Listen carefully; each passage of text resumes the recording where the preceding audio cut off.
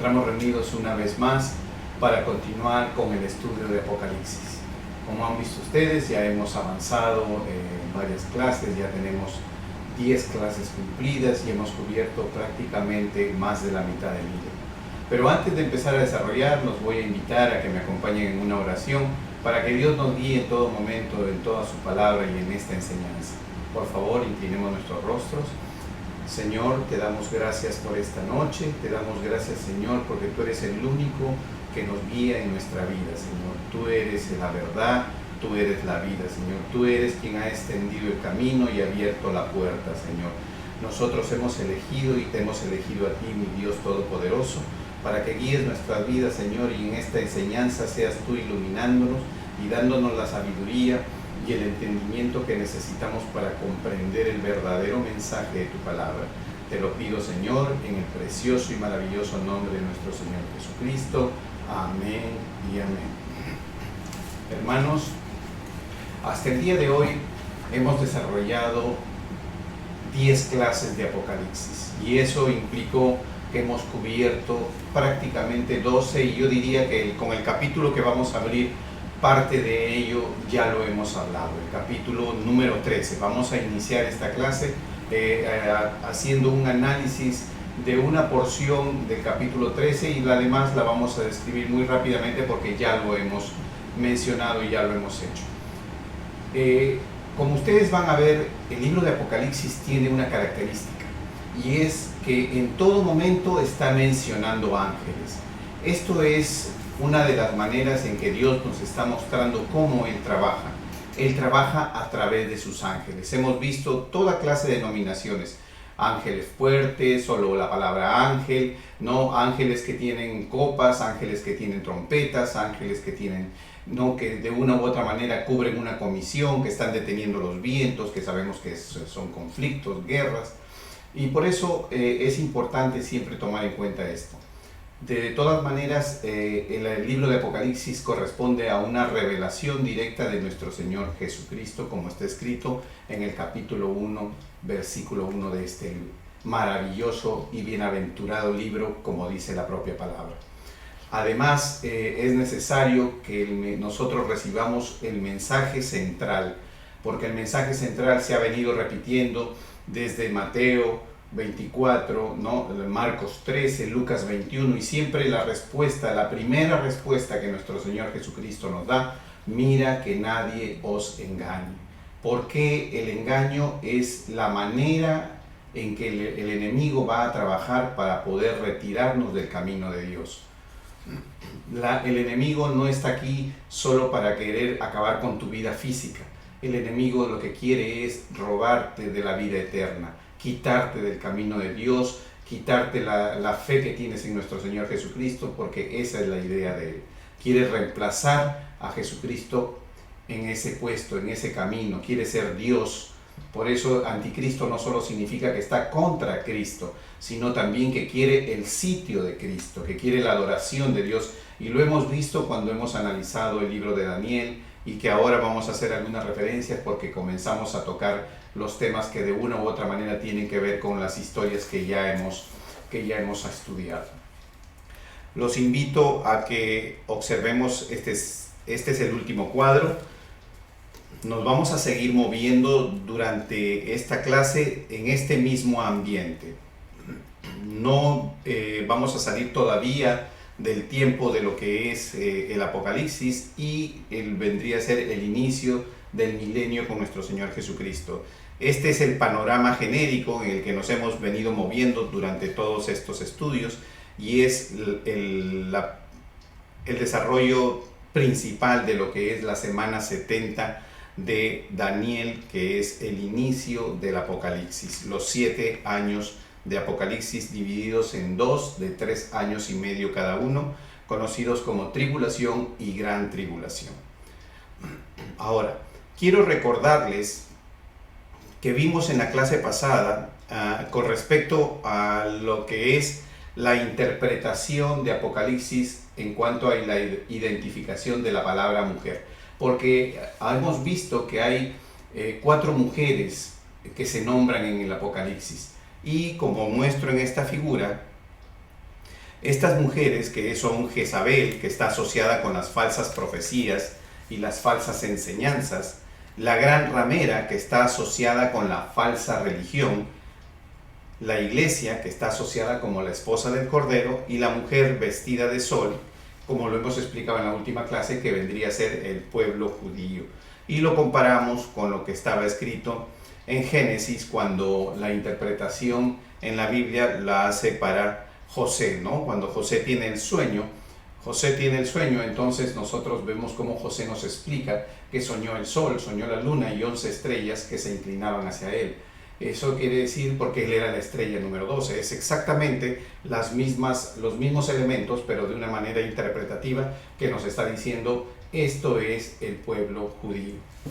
La Biblia, la palabra de Dios, no solamente tiene la interpretación, sino es tan completa que también es diccionario de sí misma.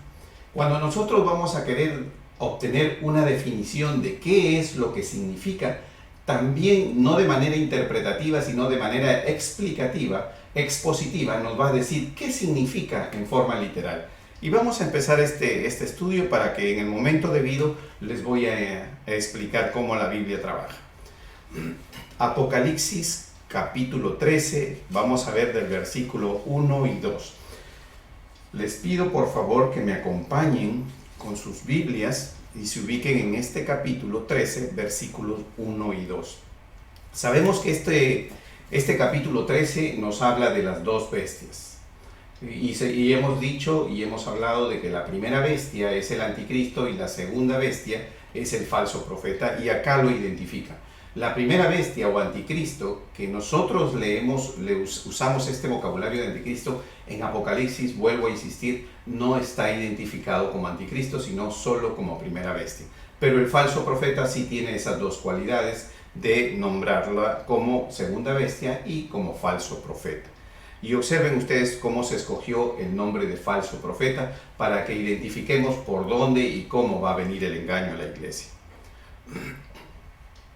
Dice, versículo 1: me paré sobre la arena del mar y vi subir del mar una bestia que tenía 7 cabezas y 10 cuernos, y en sus cuernos 10 diademas, y sobre sus cabezas un nombre blasfemo. ¿Qué quiere decir con esto? Nos está dando una identificación de lo que es la bestia, no una identificación física. Recuerden que lo que estamos haciendo es una identificación espiritual. Cuando hablamos, por ejemplo, y dice este versículo, dice, vi subir del mar una bestia. ¿Qué hemos dicho? ¿Qué significa el mar? Lo hemos analizado. La interpretación de las aguas del mar significa pueblos, o sea, está hablando de que de los hombres va a subir un hombre, y eso es lo que nos está diciendo, y ya lo hemos analizado con respecto a la interpretación de lo que es mar o muchas aguas, como también suele usar el término la Biblia. Y esta es de una u otra manera la manera en que la describe, la presenta, ¿no? Y dice 7 cabezas, 10 cuernos, sabemos que el cuerno es autoridad. Dice 10 diademas. Diademas vendríamos a hablar, si hacemos una comparación, podríamos decir como 10 coronas. Sobre sus cabezas un nombre blasfemo. Entonces, sabemos que una identificación precisa es aquí, que va asociado con la blasfemia. La blasfemia es algo que va a identificar a esta bestia. Por eso que en cada cabeza que tiene está un nombre blasfemo. Y cuando hacemos el cuadro comparativo con Apocalipsis capítulo 12, versículo 3, nos vamos a dar cuenta que el dragón, dice, y sabemos quién es el dragón. El dragón es la serpiente antigua, es el diablo, Satanás. Dice en Apocalipsis capítulo 12, versículo 3. También apareció otra señal en el cielo, y he aquí un dragón escarlata, o sea, rojo, que tenía 7 cabezas, 10 cuernos y 7 diademas. De una u otra manera, ustedes se van a dar cuenta cómo es que realmente hay una asociación entre lo que es la bestia y el dragón. Ya lo hemos explicado y sabemos que la bestia es un hombre natural, nacido de hombre y mujer, que va a recibir poder del dragón, va a recibir poderes sobrenaturales, que va a poder, que a través de lo que es este libro hemos visto que va a tener poder de poder hacer muchos milagros y proezas que van a asombrar al mundo. Y aquellos que de una u otra manera gustamos o gustan de seguir las señales, esas son las personas que están sujetas a ser engañadas, desviadas, ¿no? Debemos tomar en cuenta las señales, pero no debemos seguir las señales. Las señales siguen usualmente a todos los que identifican a Dios. Pero cuando nos maravillamos de la señal y pensamos que es el fin y la finalidad del camino, entonces vamos a perder el horizonte. Pero vamos a seguir viendo y nos vamos a dar cuenta que la bestia está asociada con el dragón. Seguimos. Dice, y la bestia que vi era semejante a un leopardo, y sus pies como de oso, y su boca como de león, y el dragón le dio su poder y su trono y grande autoridad, tal cual lo habíamos expuesto. Ya esto se ha venido hablando, y efectivamente en el versículo 2 de Apocalipsis capítulo 13 nos dice que es semejante a un leopardo, un oso y un león, y nos da las características en cuanto a los pies y la boca, y nos dice que todo el poder que tiene esta bestia proviene del dragón, del enemigo. Yo quiero que nos recordemos un poco sobre lo que estudiamos en Daniel. Cuando estudiamos en Daniel, estudiamos lo que es el cautiverio del pueblo de Israel. Y se inició ¿con qué? Con la conquista babilónica. Cuando conquistó Babilonia a Israel, o mejor dicho, el pueblo de Judá, cuando conquistó Babilonia el pueblo de Judá y fue trasladado cautivo, que duró ese cautiverio 70 años, sabemos que Babilonia es identificado como un león. Y después de esto seguimos al siguiente imperio que conquistó a Babilonia, y fue el imperio persa.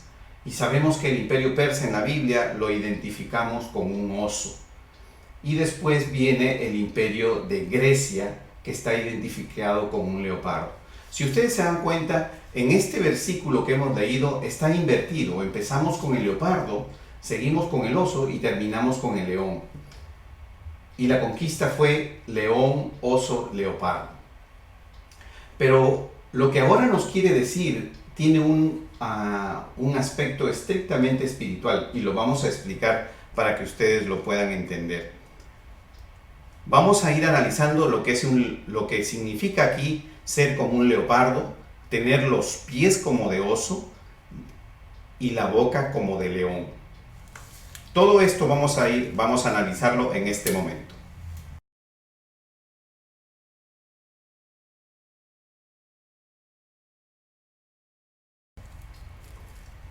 Leopardo. Cuando hablamos de que es como un leopardo, cuando el versículo lo leemos y dice, y la bestia que vi era semejante a un leopardo, estamos hablando, habíamos dicho, del imperio de Grecia. ¿Quién identificó al imperio de Grecia? Fue Alejandro Magno. Alejandro Magno tuvo una característica especial, fue un gran líder. Fue uno de esos líderes resaltantes en la historia, donde su gobernación, su reinado fue corto, pero marcó realmente un cambio, un hito, marcó algo renombrado en la historia del mundo antiguo. Y dice, Alejandro Magno, un gran líder, fue un conquistador. Sabemos que conquistó prácticamente todo lo que es el Medio Oriente y parte del Oriente. Fue vencedor, fue un hombre que conquistó y venció y se movió rápidamente. ¿Por qué leopardo? Por la velocidad en que hizo toda esa conquista. Fue un hombre estratega, fue un hombre militar, fue un hombre muy capacitado, y su característica fue velocidad para la conquista. Por eso la identificación del leopardo. Entonces,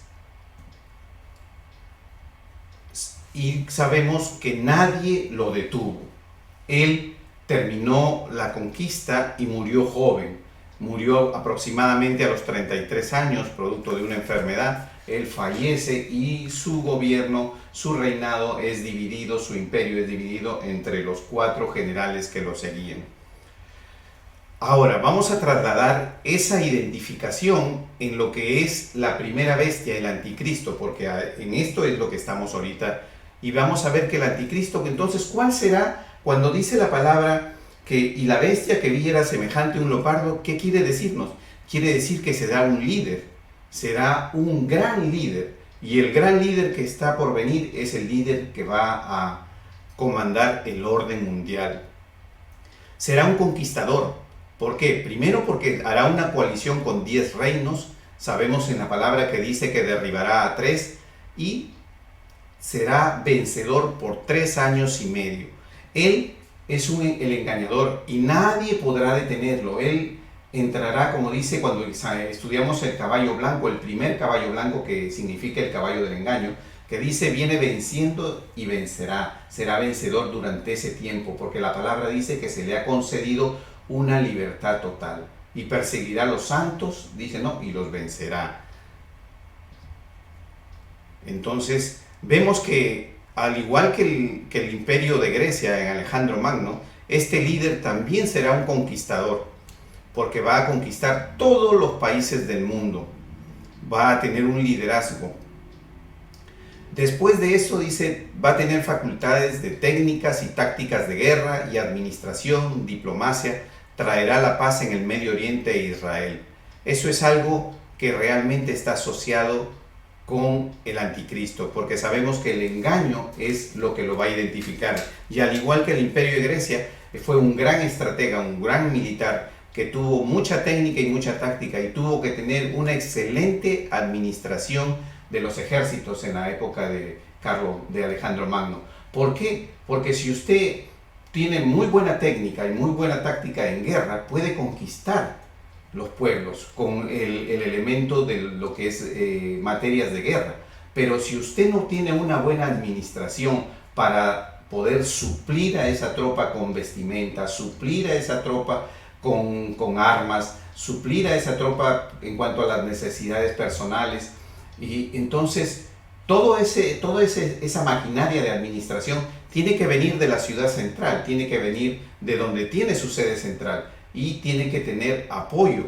Y esa es la administración, un equilibrio entre lo que se saca de la ciudad y se pone en la guerra para mover las tropas. Porque recuerden que el Imperio Romano, ese fue uno de sus defectos. El Imperio Romano comenzó a deteriorarse porque inició una expansión tan grande y movió tal cantidad de ejércitos que ya su administración, su técnica y su táctica era buena, donde iba conquistaba, pero su administración comenzó a ser deficiente, porque en Roma comenzaron a pelearse por todo lo que es los intereses económicos. El país se hizo pobre porque se invertía mucho dinero en las guerras, entonces no hubo un equilibrio. Esto es algo que no va a suceder en el tiempo del anticristo. Él va a ser una persona con una técnica, una táctica de guerra y una administración que va a dar mucho que hablar, y por eso la gente creerá, traerá la paz supuesta, ¿no? Una paz que solo será momentánea.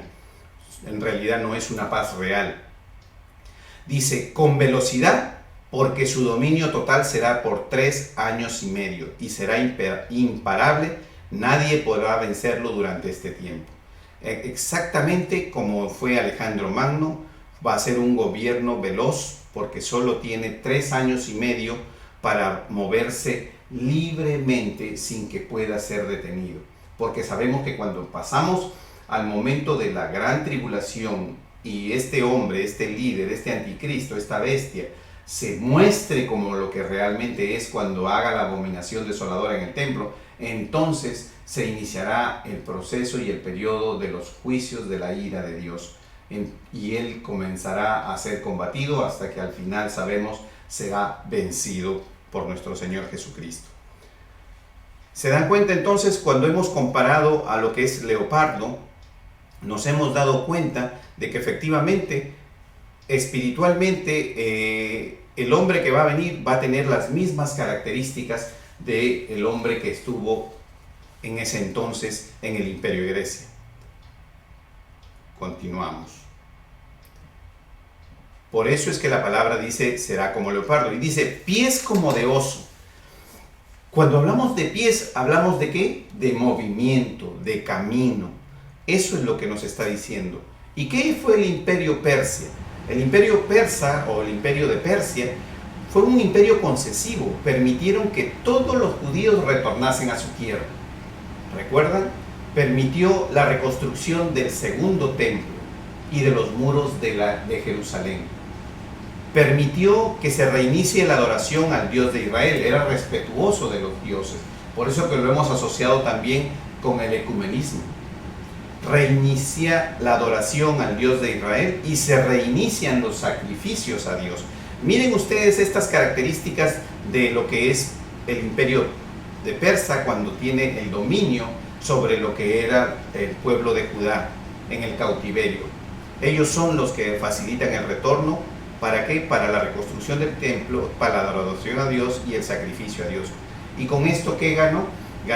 Vemos que los pies de oso, o sea, se moverá de esa manera con relación al pueblo de Israel.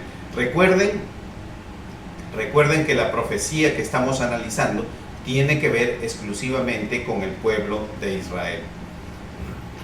Y miren ahora ustedes, primera bestia o anticristo. ¿Qué permitirá la primera bestia o anticristo? Permitirá que todos los judíos retornen a Israel. ¿Por qué? ¿Por qué va a permitirlo y por qué van a querer retornar?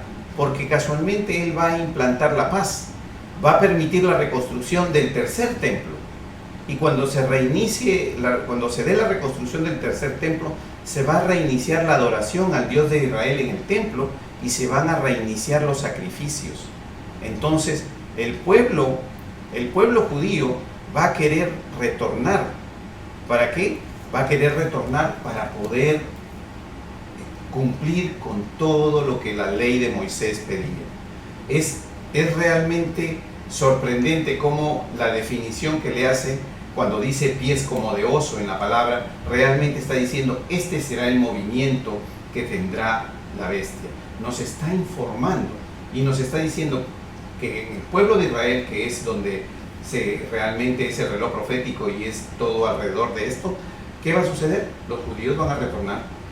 En esta oportunidad, cuando fue el imperio persa, se construyó el segundo templo. En esta oportunidad se reconstruirá el tercer templo, se reiniciará la adoración a Dios en el templo y a su vez se reiniciarán los sacrificios en el tercer templo. Exactamente una definición que nos hace ver muy correcta y muy expositiva de cómo el anticristo va a ir actuando. Seguimos. Ahora, cuando seguimos, vemos que hay otra parte en la que dice que será su boca como de león.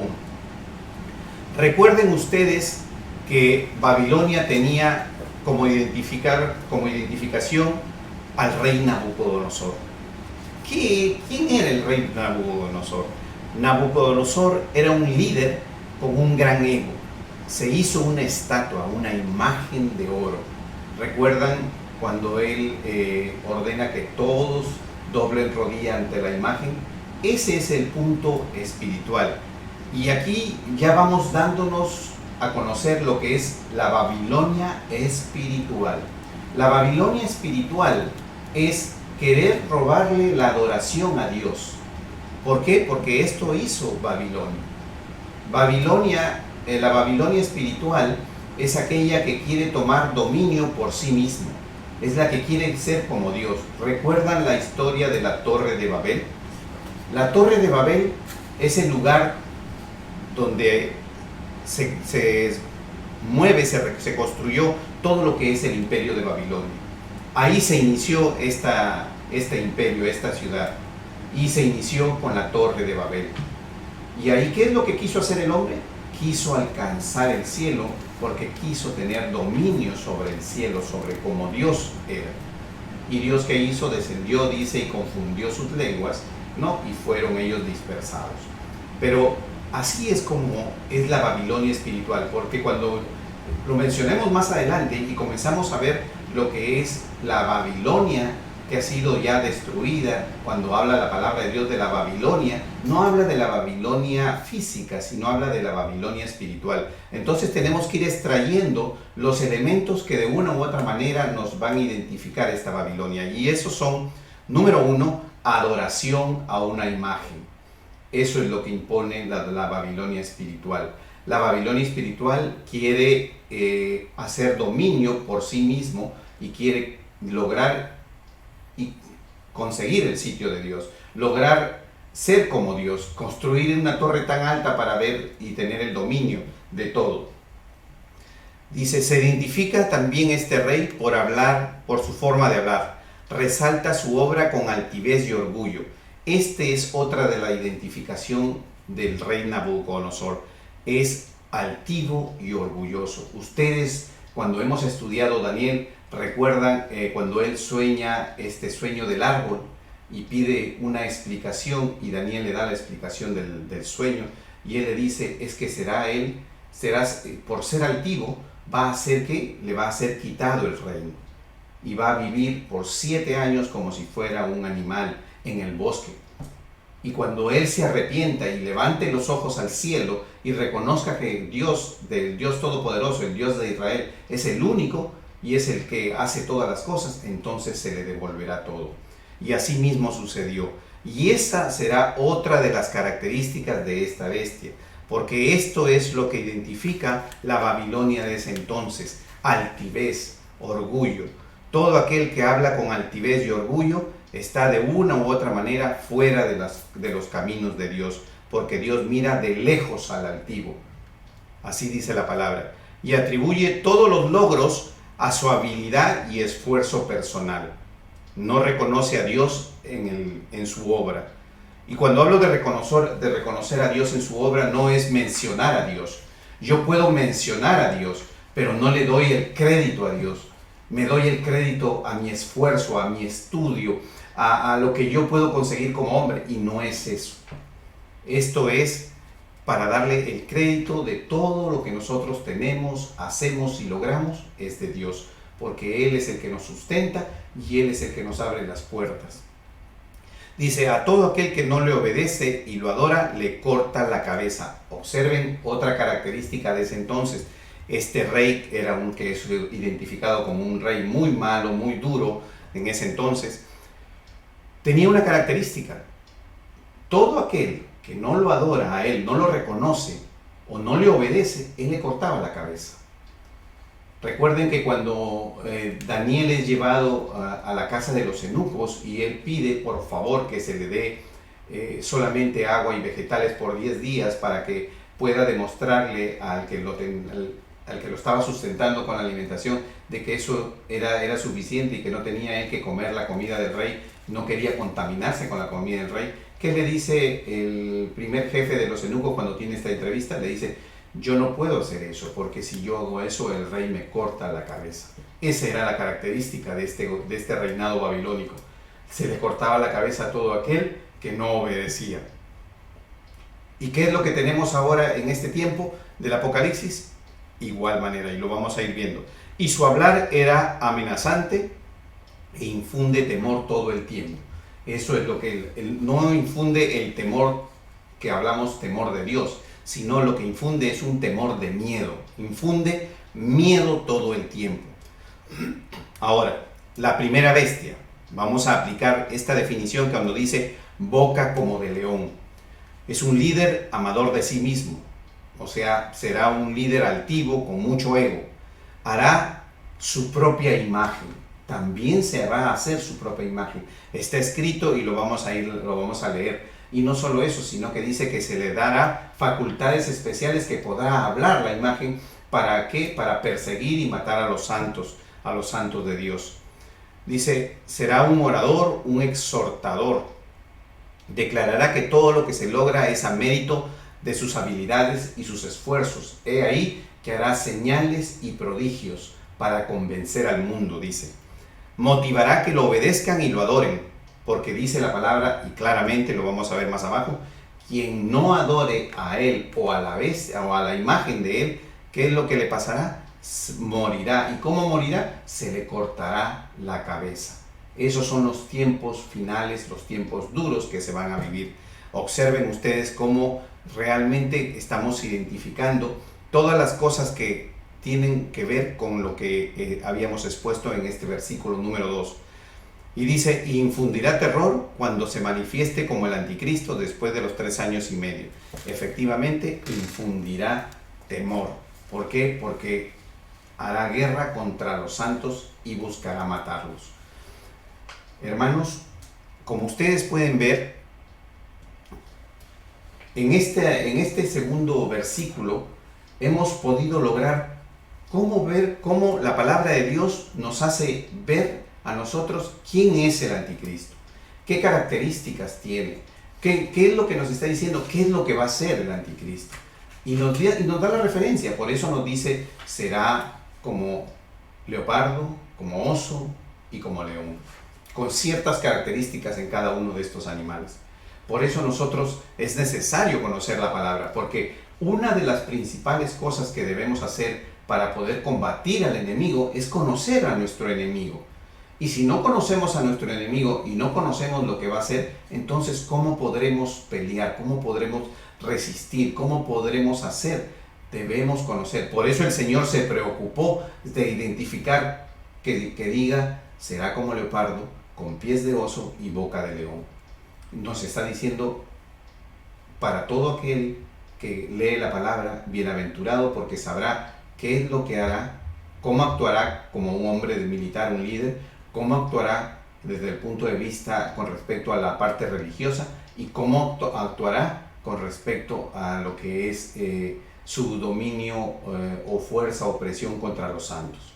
Y así es como lo hemos visto y nos ha expuesto la palabra de Dios. Vamos a continuar. Dice, y el dragón le dio su poder, su trono y grande autoridad. Ya sabemos que todo lo que pasa alrededor de él tiene que ver exclusivamente con la autoridad que él recibe por parte de Satanás. Continuamos. Con respecto a esto, ya lo hemos mencionado, de todas maneras lo voy a leer rápidamente para explicar si hay que hacerlo en alguna cosa muy pequeña. Dice, vi una de sus cabezas como herida de muerte, pero su herida mortal fue sanada y se maravilló toda la tierra en pos de la bestia. Sabemos que la bestia, cuando hablamos de su identificación en el versículo 1, decimos que la bestia tiene 7 cabezas y hablamos aquí de la herida de una cabeza. No podemos identificar exactamente con qué tipo de suceso será, porque la herida tiene que ver con algún aspecto de la vida de este hombre. Pero de todas maneras va a ser de impacto mundial porque va a maravillar lo que suceda después. Dice, y adoraron al dragón que había dado autoridad a la bestia. En otras palabras, a través de la bestia y de la adoración de la bestia, también se adorará al dragón, a Satanás. Y adoraron, dice, a la bestia diciendo, ¿quién como la bestia y quién podrá luchar contra ella? Efectivamente, ya lo hemos expuesto. Dice, nadie podrá luchar contra ella durante el primer tiempo. Solo lo vencerá. El único que va a vencer a la bestia, al falso profeta y al dragón será nuestro Señor Jesucristo, y así está escrito en su segunda venida. También se le dio boca que hablaba grandes cosas y blasfemias, y se le dio autoridad para actuar 42 meses. Observen cómo acá el mismo capítulo dice que se le dio autoridad, por eso es que no podrá vencer. Pero obviamente solo 3 años y medio la autoridad será libre y total. Nadie interferirá porque es el primer periodo, el periodo del engaño, donde él acomodará todas las cosas como él quiere. Posteriormente, cuando se entre al segundo periodo, que es de la gran tribulación, ya el juicio de Dios comienza a golpear a todos los impíos. Dice, y abrió su boca en blasfemias contra Dios para blasfemar de su nombre, de su tabernáculo y de los que moran en el cielo. Y se le permitió hacer guerra contra los santos y vencerlos. También se le dio autoridad sobre toda tribu, pueblo, lengua y nación.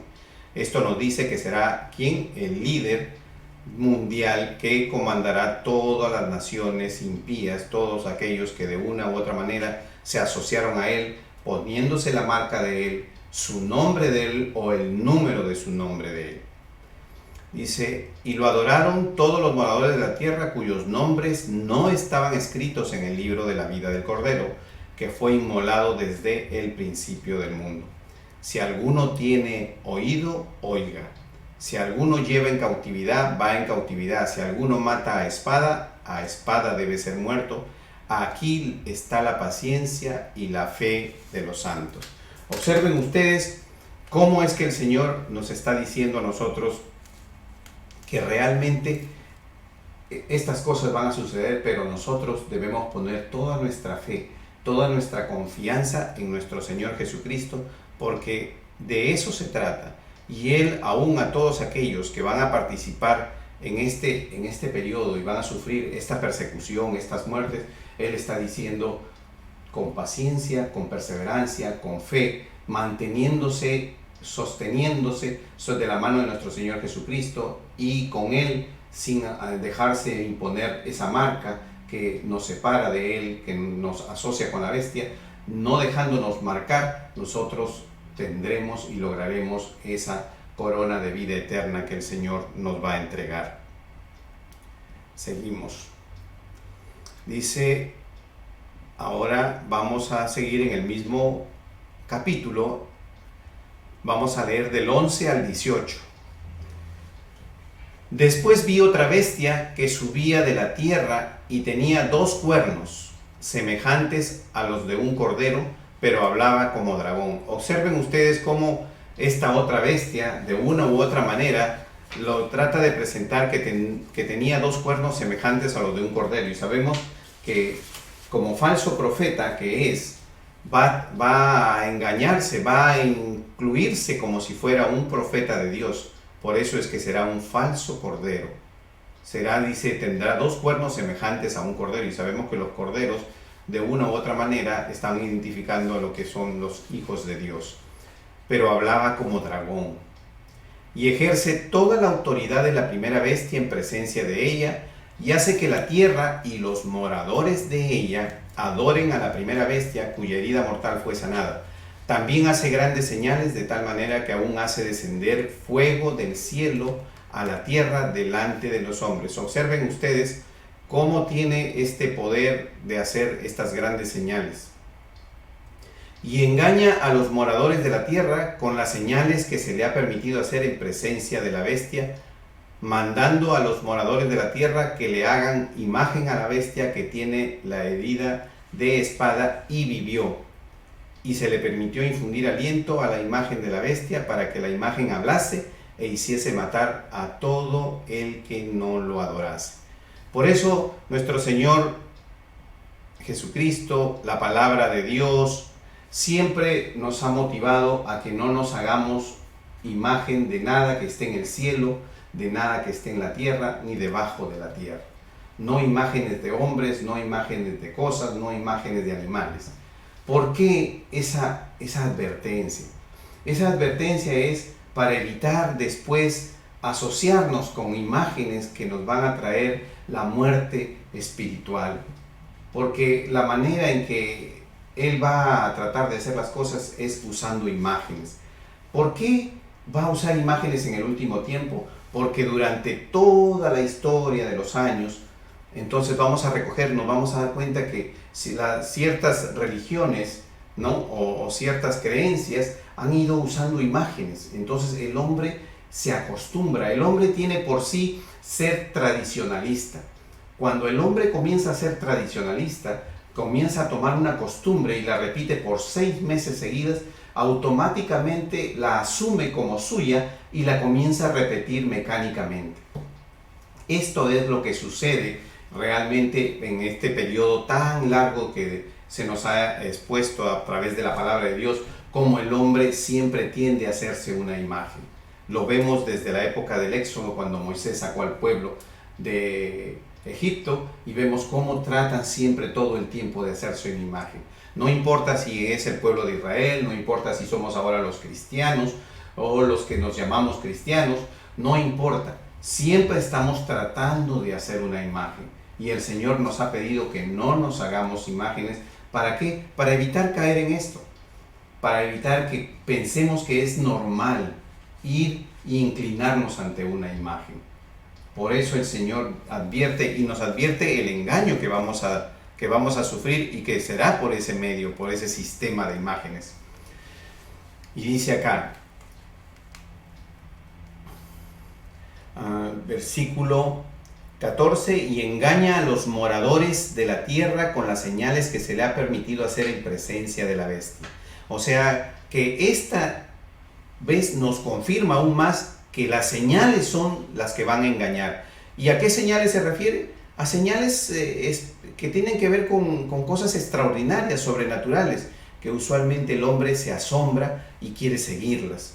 Y aún así, aprovechándose de todo eso, es que va a hacer que la imagen hable, que tenga una aparentemente vida, una imagen.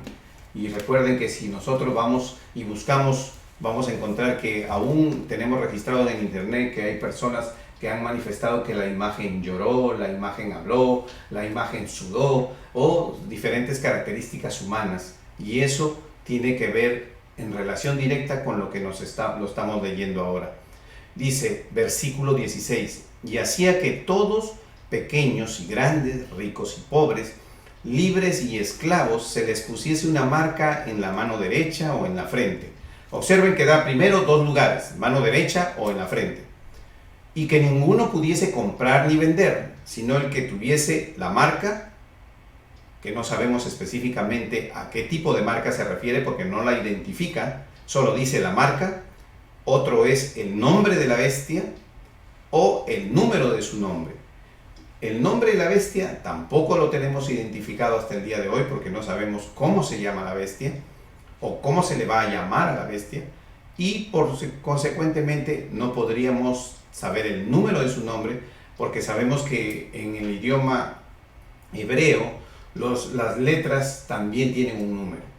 Y entonces dice, por eso el versículo 18 dice, aquí hay sabiduría, el que tiene entendimiento cuente el número de la bestia. No dice, te enseñará el número 666, no, dice, cuente el número de la bestia, pues el número de hombre y su número es 666, será la suma de ese número. Pero hasta el momento nosotros no lo podemos identificar. Hasta ahí hemos terminado el capítulo 13 y como ustedes han visto ya lo hemos hablado en otras ocasiones un poco más extenso. Solo me dediqué a hacerlo extenso en los primeros dos versículos porque era necesario explicar.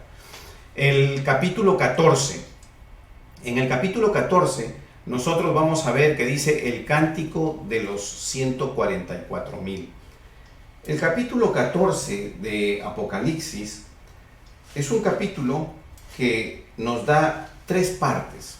Nos habla del cántico de los 144,000, nos habla de los ángeles, nos habla de tres ángeles y nos habla sobre el juicio, que es la parte en cuando habla de la tierra cegada, es el juicio de Dios. Cuando nos habla del cántico de los 144,000, le puse la referencia del capítulo 7, del versículo 1 al 8, cuando el Señor separa 144,000 y les pone el sello. Y sabemos que esos son, dice, ahora cuando vamos a leer aquí, vamos a ver quiénes son estos 144,000. ¿Qué características tienen estos 144,000? Porque son los mismos del capítulo 7, pero aquí ya hablamos de un cántico. Versículo 1. Después miré y he aquí, el Cordero estaba en pie sobre el monte de Sión, y con él 144,000 que tenían el nombre de él y el de su Padre escrito en la frente. Y oí una voz del cielo como estruendo de muchas aguas y como sonido de un gran trueno, y la voz que oí era como de arpista que tocaban sus arpas. Y cantaban un cántico nuevo, delante del trono y delante de los cuatro seres vivientes y de los ancianos.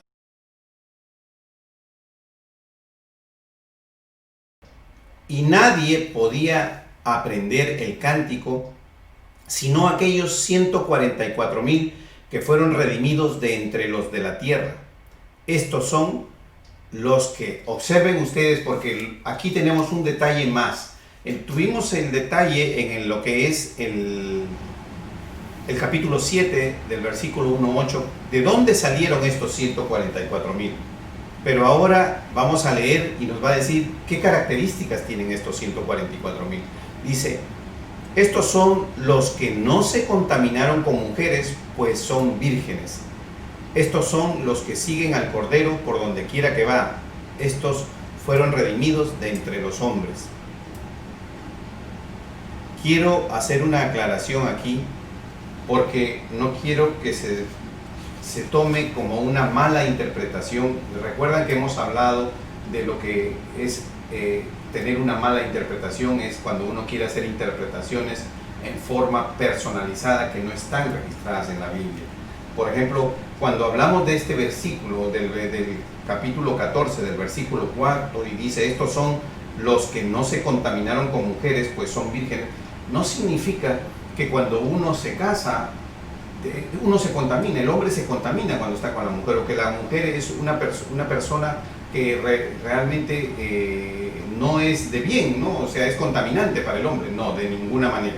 Porque la palabra de Dios dice que uno ha encontrado tesoro cuando ha encontrado esposa. Y el Señor, cuando escribió en Génesis, y dijo, le hizo la ayuda idónea y puso a Eva. Entonces sería equivocado, sería erróneo si alguien interpreta que esto significa que el hombre debe quedarse solo, porque la mujer lo daña, lo contamina.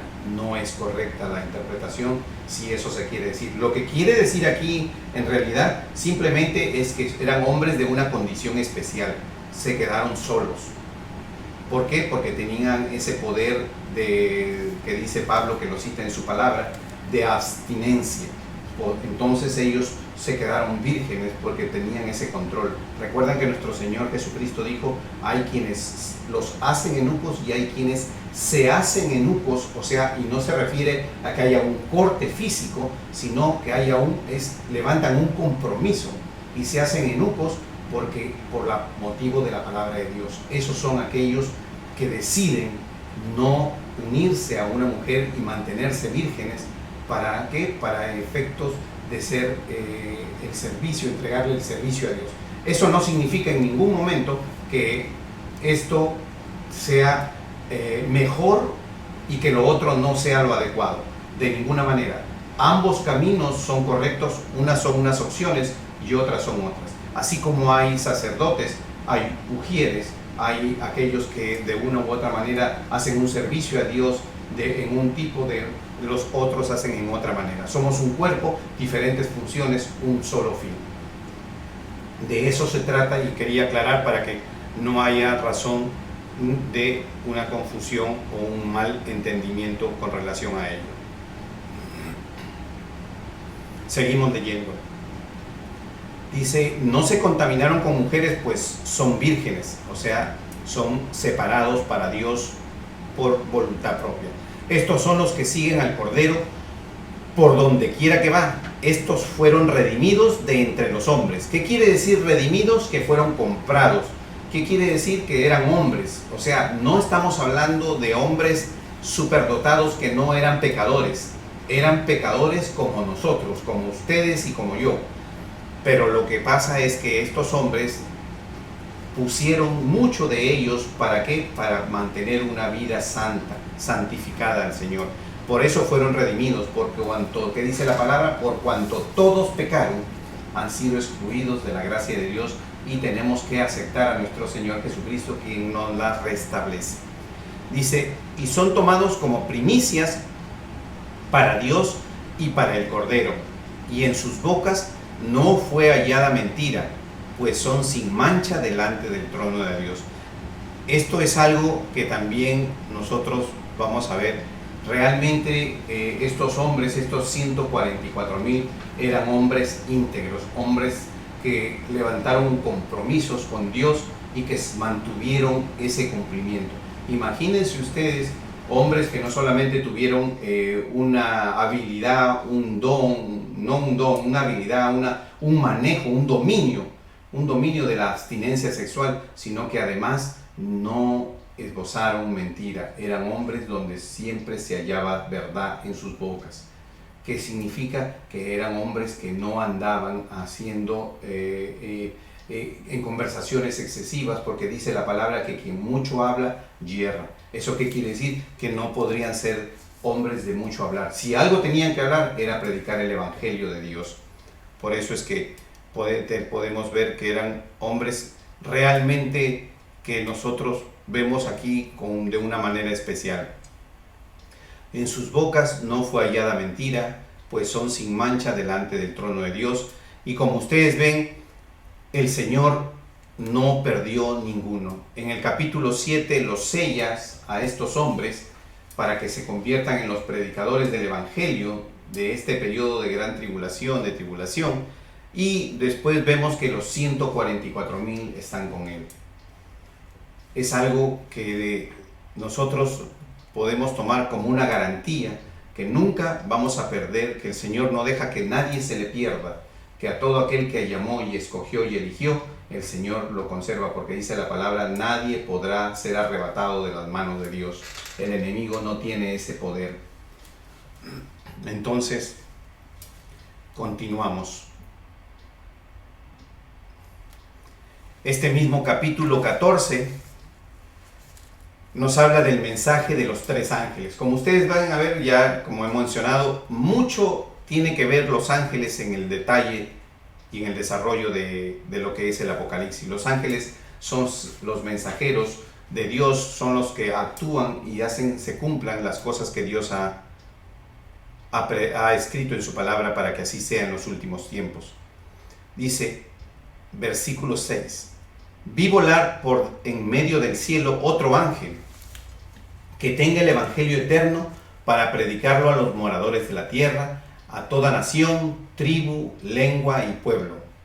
Observen ustedes el evangelio eterno para predicarlo a los moradores de la tierra, de toda nación, tribu, lengua y pueblo. ¿Y a qué tipo de mensaje se está refiriendo? Porque estamos hablando del momento del Apocalipsis.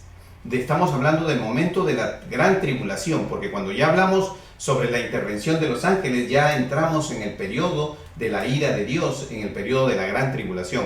Y dice el versículo 7, diciendo a gran voz, temed a Dios y dadle gloria, porque la hora de su juicio ha llegado, y adorad a aquel que hizo el cielo y la tierra, el mar y las fuentes de agua. Cuando dice la palabra, y por favor quédense ahí en el versículo 7, cuando dice la palabra en el versículo 7, diciendo a gran voz, temed a Dios. El temor a Dios. ¿Qué es el temor a Dios?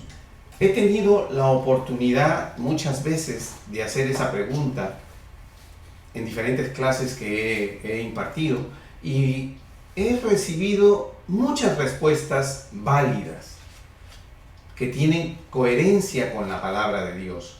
Pero la palabra de Dios, como ya le he dicho, se interpreta a sí misma, se define a sí misma. La palabra de Dios no solo es un libro que nos permite conocer la verdad, nos permite conocer lo que va a suceder, sino que a su vez es un libro explicativo, interpretativo, y es a su vez un diccionario. Para saber qué es el temor a Dios, los voy a invitar por favor que vayamos a Proverbios capítulo 8, versículo 13.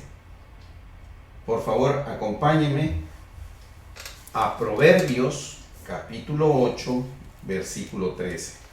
Y lo vamos a leer porque la palabra de Dios, nosotros cuando a veces hablamos y explicamos lo que es el temor de Dios y decimos, sí, temor de Dios es obedecer a Dios y damos un concepto, pero señores, esto está escrito en la palabra de manera clara y precisa y solo tenemos que tomarlo en cuenta para que nosotros podamos aplicarlos en nuestra vida.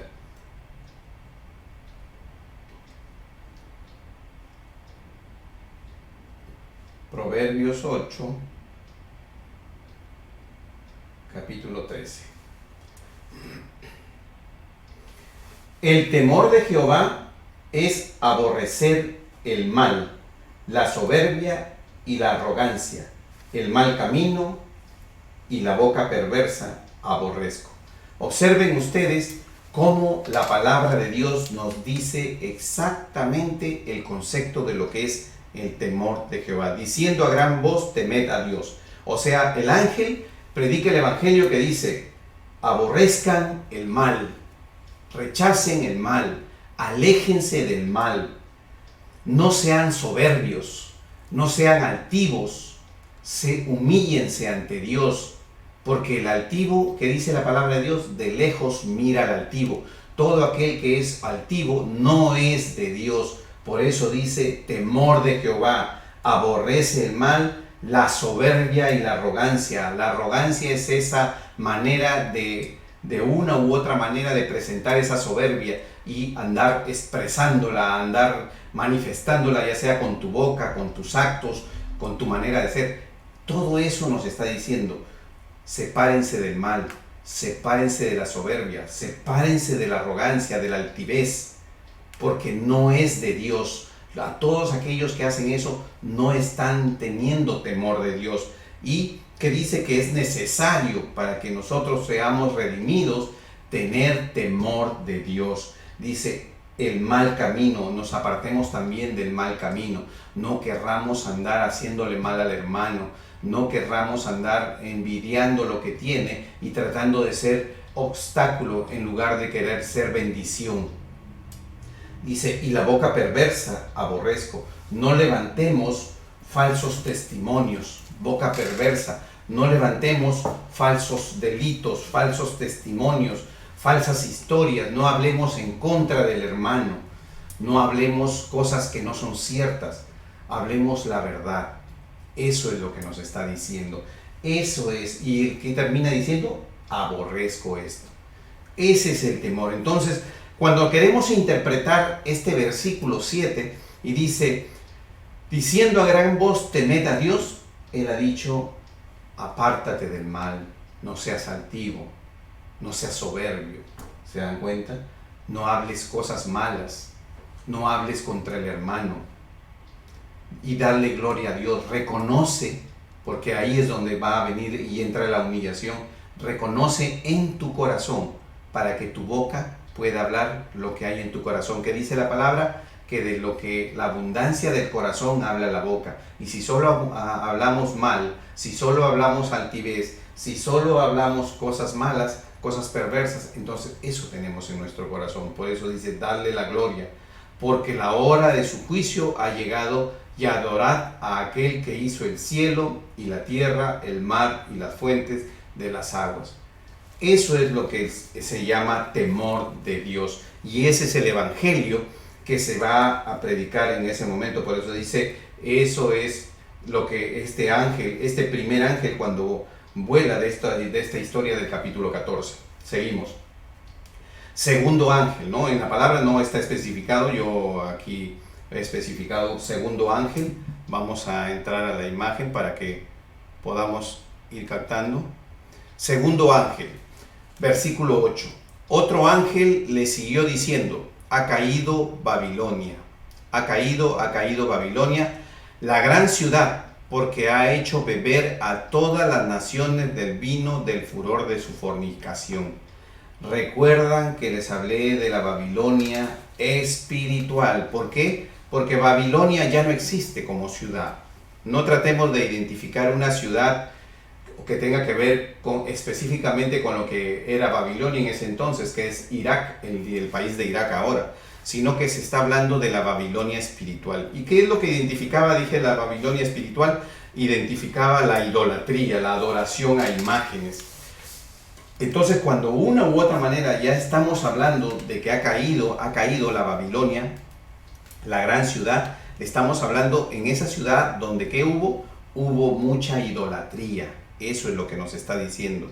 Donde el hombre trató de ser por sí mismo, donde el hombre trató de escribir su propia historia. Recuerdan que la palabra de Dios dice que ni una letra ni una jota podrá ser ni quitada ni agregada a la palabra de Dios. No podemos escribir en la palabra de Dios nuestras opiniones personales, porque cuando ellos hicieron la torre de Babel, en esta Babilonia, quisieron escribir por ellos mismos el hombre. Quiso escribir historia, quiso escribir la manera en que podía dominar, podía controlar, y por eso Dios los detuvo y confundió sus lenguas. Esa es la Babilonia espiritual. Y dice: beber a todas las naciones del vino del furor de su fornicación, beber a todas las naciones. O sea que este tipo de idolatría ha sido vendido, ha sido expandido a todas las naciones de este mundo. O sea, estamos hablando de un sistema idólatra que tiene un alcance y una ramificación a través de todo el mundo. Por eso es que ahora vamos a ir entendiendo poco a poco cómo es la Babilonia, para que cuando lleguemos al capítulo 17, que es en realidad la siguiente clase, vamos a empezar con el capítulo 17, vamos a entender un poco cuando hablamos de la Babilonia la Grande, porque ya nos vamos dando cuenta espiritualmente de qué es lo que estamos hablando. Continuamos. Dice, ¿no? Entonces, Apocalipsis 14, ahora vamos a leer el del versículo 9, dice, tercer ángel, ¿no? En la palabra no está escrito esto, pero yo lo escribí para hacerlo más didáctico a la hora del estudio.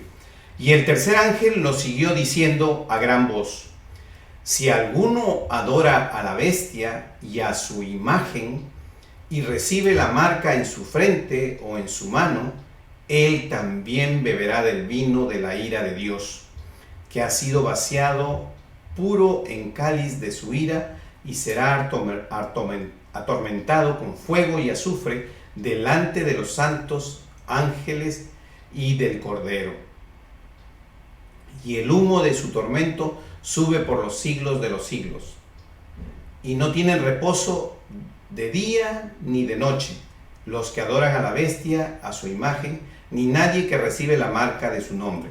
Observen ustedes cómo realmente aquí nosotros vamos viendo que nos afirma este tercer ángel que no solamente es los que adoren a la bestia, nos hace mención y nos vuelve a poner la imagen.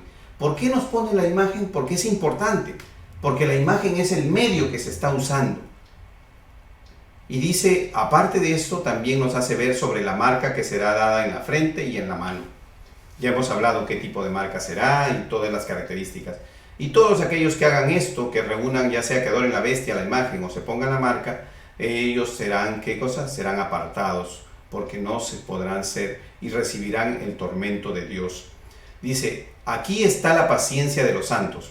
¿Recuerdan que habíamos hablado de esto? Y aquí nos explica, los que guardan los mandamientos de Dios y la fe de Jesús.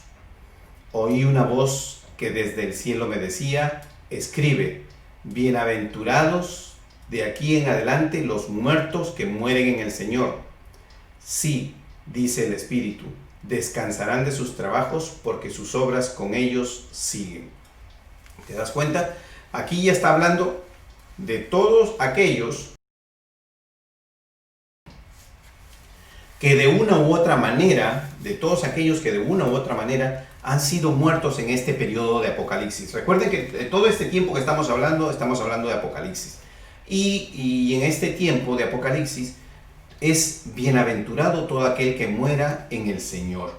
¿Por qué? Porque sabemos que el enemigo va a infundir el terror y va a perseguir a todos esos cristianos para que abandonen su fe, para que abandonen la creencia y la adoración al Dios de Israel, a la fe en nuestro Señor Jesucristo, y lo sigan a Él.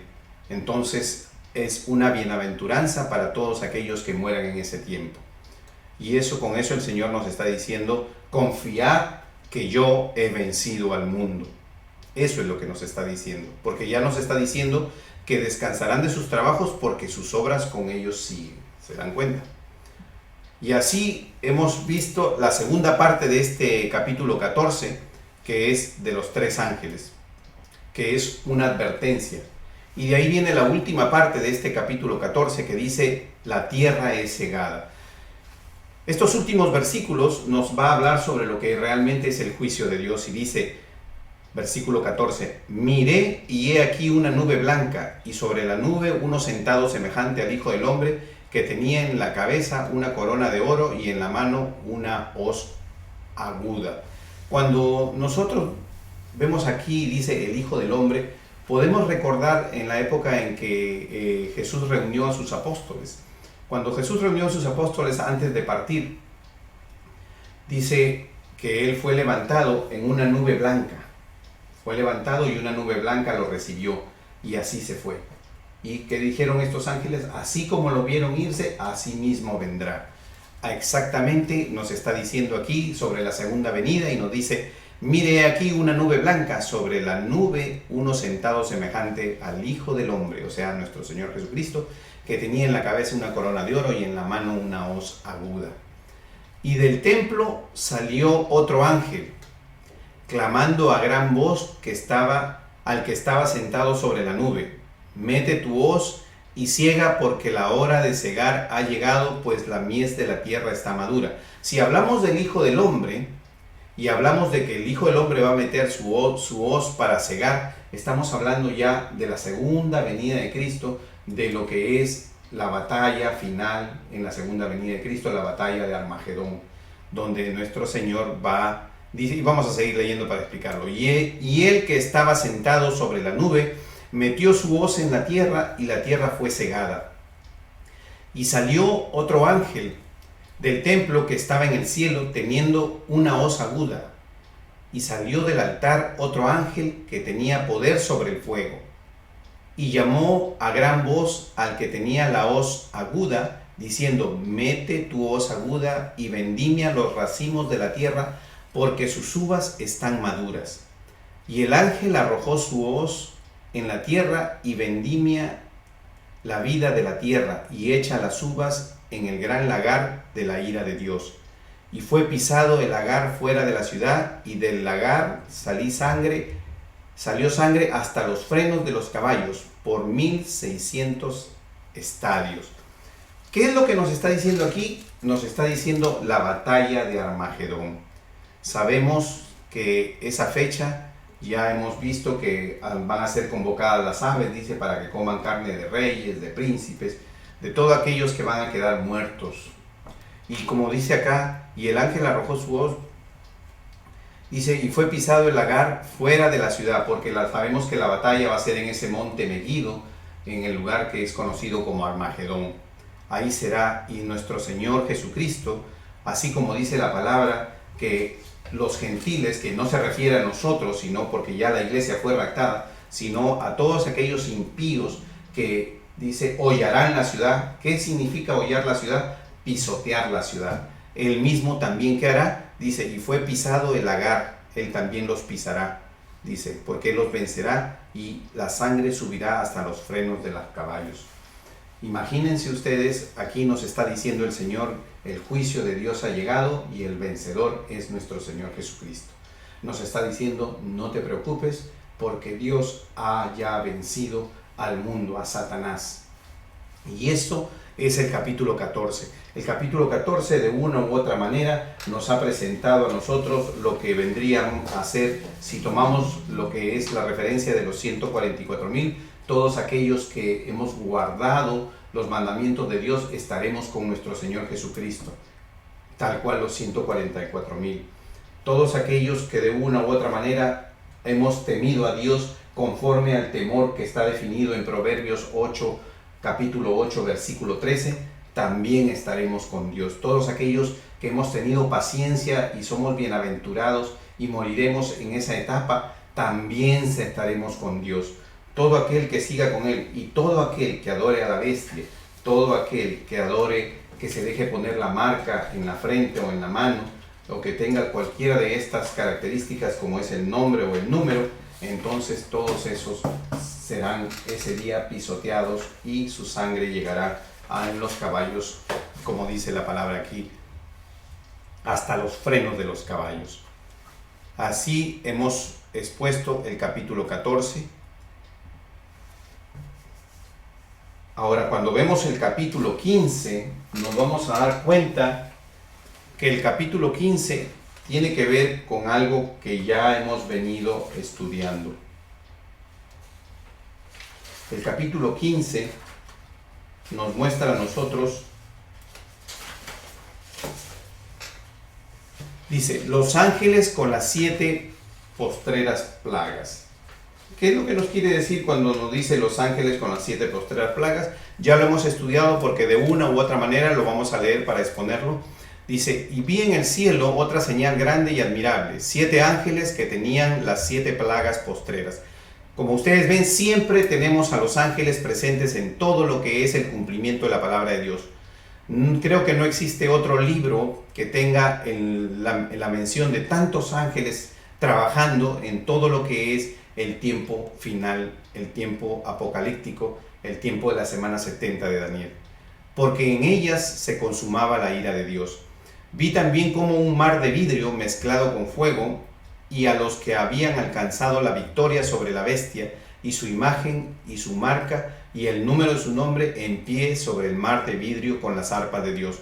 Alcanzar la victoria, para la palabra de Dios, alcanzar la victoria sobre la marca, como dice acá, sobre este mar vio a todos aquellos que habían alcanzado la victoria sobre la bestia, sobre su imagen y sobre su marca y su número. Alcanzar la victoria significa no haberse puesto la marca, no haber adorado a la bestia, no haber adorado a la imagen, no haberse dejado engañar por este falso profeta que va a hacer grandes prodigios. Todo esto significa cuando dice a todos aquellos que alcanzaron la victoria. Esa es la victoria de los santos. La victoria de los santos que tengan que vivir el tiempo de Apocalipsis y sobre todo en el tiempo final, son aquellos que van a morir por la fe en Cristo Jesús.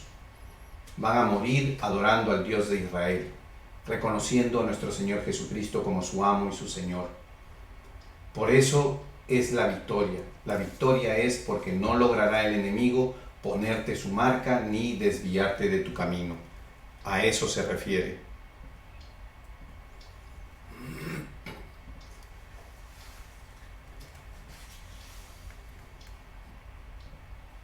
Entonces seguimos aquí, dice, vi también como 3, versículo 3, y cantan el cántico de Moisés, siervo de Dios, y el cántico del Cordero, diciendo, grandes y maravillosas son tus obras, Señor Dios Todopoderoso, justos y verdaderos son tus caminos, Rey de los santos. Es algo que vamos a hacer siempre cuando estamos allá, vamos a alabar a Dios. La alabanza es parte de todo el engranaje de vida que Dios ha diseñado para nosotros. Le serviremos, lo adoraremos y lo alabaremos. Quien no temerá, oh Señor, y glorificará tu nombre, pues solo tú eres santo, por lo cual todas las naciones vendrán y te adorarán, porque tus juicios se han manifestado. Asimismo es, todas las naciones vendrán y adorarán a Dios. Dice Apocalipsis 15, del 5 al 8, dice, después de estas cosas miré, y aquí fue abierto en el cielo el templo del tabernáculo del testimonio, y del templo salieron 7 ángeles que tenían las 7 plagas, vestidos de lino limpio y resplandeciente, y ceñidos alrededor del pecho con cintos de oro.